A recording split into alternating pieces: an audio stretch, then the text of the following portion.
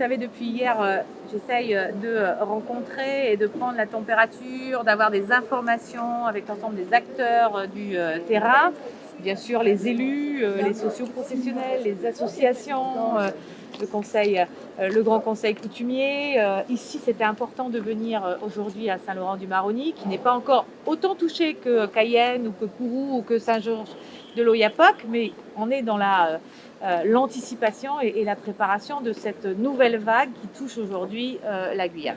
Alors en matière d'anticipation, qu'est-ce qui est prévu?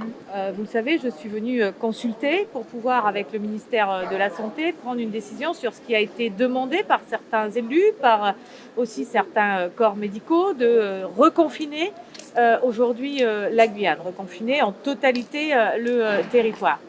Je pense qu'il est important, avant de prendre cette décision, de bien pouvoir faire un point avec l'ensemble des acteurs concernés et ensuite de pouvoir aussi mieux connaître les moyens en place pour lutter contre ce Covid-19, mais aussi la vision du développement du territoire. Et quand je parle de développement, je ne parle pas d'économie, je parle d'hommes, de femmes et des contraintes qui pèseront sur eux selon le choix que je ferai ou que nous ferons. Qu'est-ce qui est ressorti des principaux points qui vous ont été remontés des mairies, des maires de l'Ouest?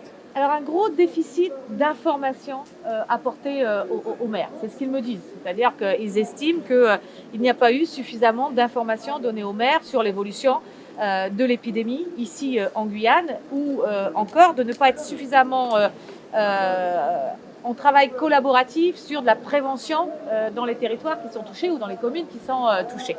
Ensuite, bien sûr, on a évoqué la question des finances des collectivités, puisque chaque collectivité a mis des moyens en place, a dû s'adapter avec ce Covid-19, et donc j'ai pu leur répondre qu'il y a une réponse qui est faite sur plusieurs niveaux aux collectivités, puisque le Premier ministre a décidé de compenser la totalité des pertes de recettes, octroi de mer, taxes sur les carburants des différentes collectivités, dans toutes les communes, et puis également la région.